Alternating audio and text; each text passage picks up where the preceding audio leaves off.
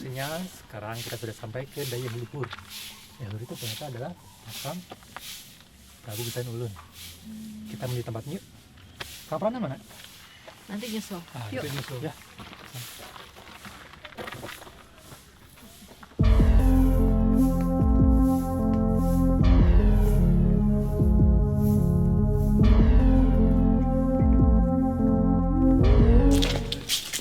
Sampai sini sinyalnya masih enak, kayak tenang banget tempatnya, terus ngademin, dan hawa untuk ngejak beristirahatnya tuh tinggi banget. Jadi beda dengan suasana kalau kita mau masuk ke makam, beda banget dengan ke makam yang pertama tadi. Teman-teman penangkap sinyal, kita udah sampai di depan bangunan makam Prabu Gesan Ulun. Terasa makin berat, Terasa makin berat betul. terasa disedot juga ke bawah. Itu ada apa di depan? Tapi bangunannya bagus sih. Hati. Kita coba jalan ke sana ya. Udah mulai nih. Mulai pusing. Iya benar, plus pusing juga.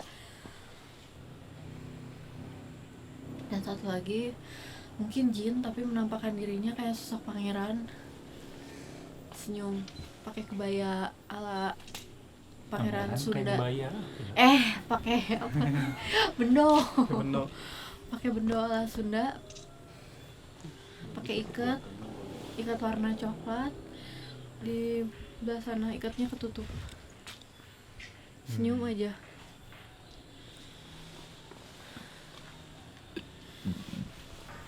Di makam ini rasanya beda banget dengan tadi makam pertama. Jadi makam pertama tuh kayak kosong, nggak kerasa energi apa-apa, kecuali di atas, di lantai kedua yang ada 3 makam itu. Di sebelah kanannya kan ada ruangan kosong, tempat orang-orang pada apa tuh namanya?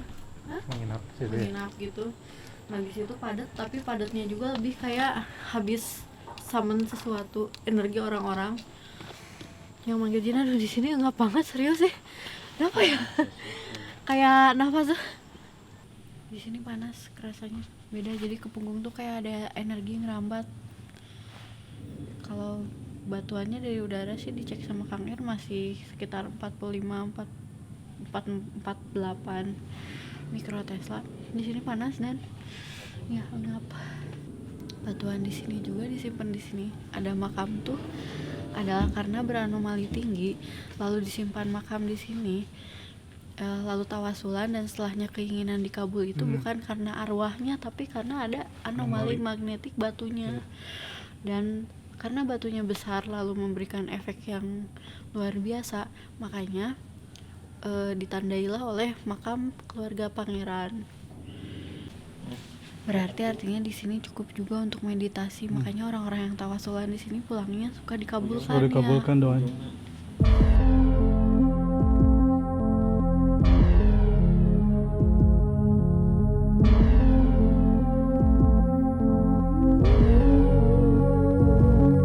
Teman-teman penangkap sinyal semuanya, emang di sini ada yang jaga juga, makhluk halus gede, sosok hitam menjulang tinggi ke atas. Tapi di sebalik itu juga kita bisa serap anomalinya yang baik untuk tubuh kita sampai kita terakselerasi, lalu nanti pelan-pelan apa yang kita inginkan bisa terwujud gitu. Tapi pastikan pikiran kita murni, dan yang kita inginkan pun bukan kedijayaan semata gitu, tapi kemanfaatan yang bagus untuk diri kita dan sekitar. Kenapa? Di sini anomalinya emang buat banyak kan. Jadi kalau sedikitan ngambilnya sendirian, emang sensasinya tuh jadi enak, pusing dan enak mual. Energinya muter ke badan juga, muterin banget. Jadi betul kalau misalnya tawasulan kesini rombongan bagus, karena mungkin energinya dibagi-bagi. Hanya kan orang awam berpikirnya bahwa itu tuh sedang minta apa ya, semacam barokat gitu ke leluhur. Ya meskipun bilangnya sih ya ke Allah gitu, tapi lewat leluhur. Ya whatever lah ya, yang pasti di sini ada anomali dan kerasa banget ke tubuh. Enak.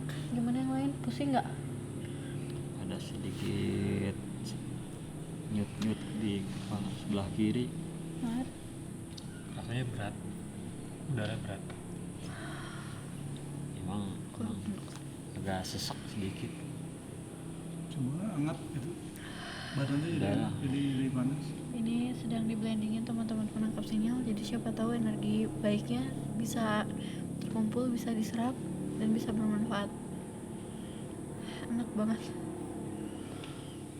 Tapi memang beratnya tuh berat anomali, bukan berat gara-gara ada makhluk yang ngedekat loh. Ini asli nggak ada sama sekali urusan makhluk-makhluk yang aneh-aneh.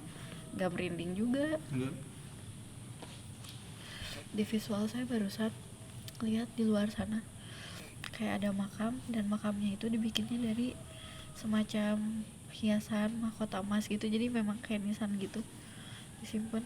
Ini juga katanya boleh ambil mahkota nanti kalau udah selesai. Energinya doang ya, Energi mahkota. energi mahkota kalau udah selesai katanya. Atur nuhun pisan semuanya. Jadi teman-teman penangkap sinyal, kami sudah berhasil menyerap energi anomali di sini sebutuhnya kami. Mudah-mudahan kecas lagi. Jadi nanti kalau ada pengunjung yang datang ke sini juga mereka bisa ikut di charge seperti itu ya. Dan tolong kepada teman-teman penangkap sinyal di rumah, utamakan logika, utamakan bukti-bukti sebelum kita berpikir mistis. Ya. Tuh. Yuk, Mantap. kita ke tempat berikutnya.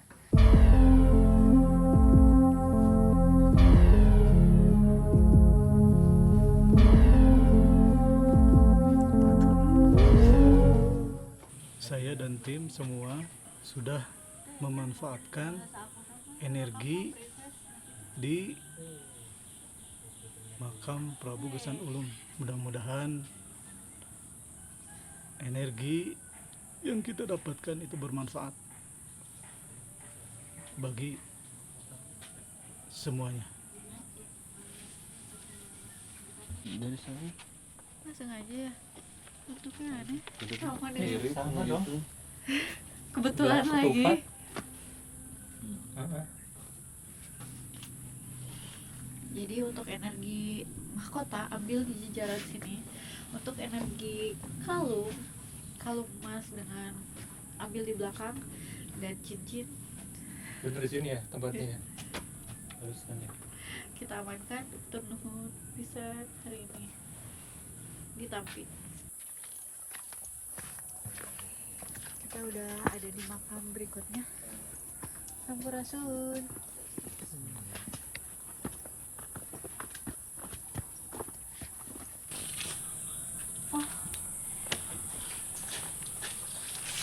Ini mahkota. Ya kan?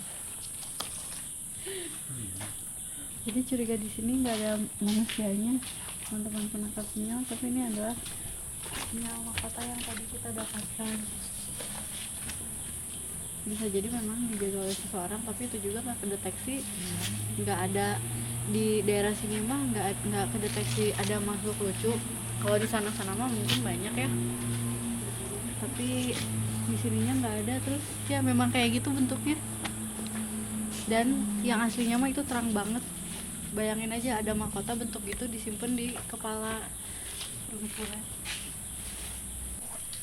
Sinyal semacam sinyal gaibnya mah kan dulu teh katanya teh di Sumedang ini tuh banyak banget pemimpin nyata yang perempuan katanya teh.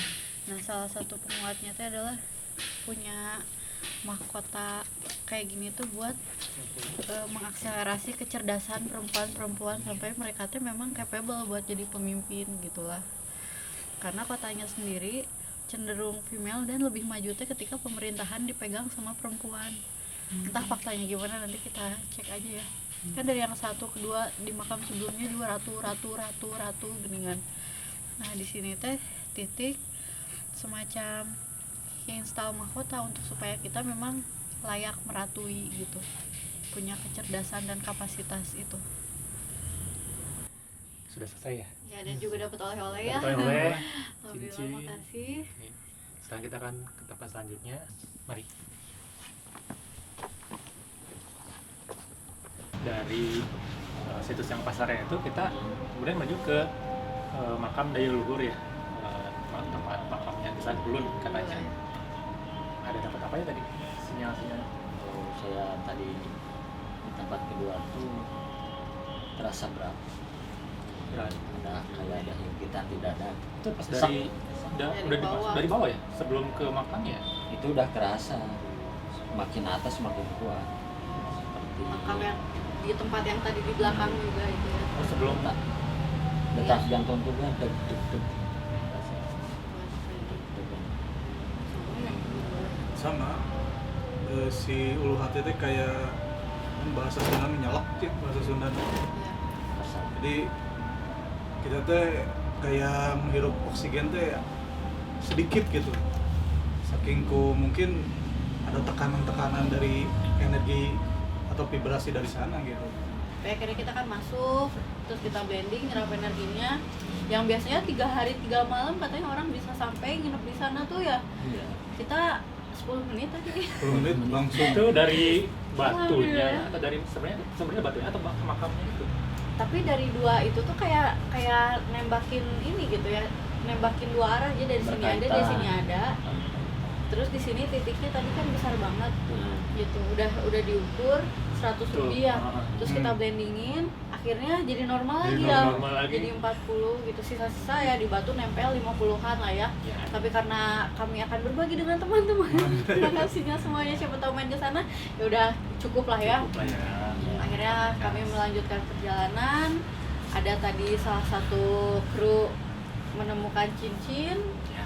Oh iya. tuh menemukan juga sinyal tentang mahkota, tentang cincin, tentang kalung seperti itu. Dan ditelusuri tadi kita Turun ya? turun, dari situ.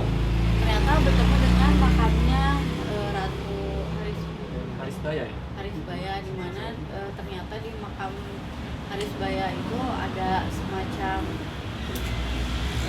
mahkota, Masih energi mahkota misalnya juga bentuknya Iya. warna kuning gitu kayak. warna kuning, dan itu simbol. Silakan teman-teman penangkap sinyal sendiri yang penasaran dengan simbol-simbolnya boleh di komen. Siapa tahu yang kita tangkap sama gitu. Itu nggak ada clue deh ya di situ ya. Jadi biar teman-teman penangkap sinyal sendiri bebas interpretasikan gitu. Siapa tahu sama gitu. Silakan.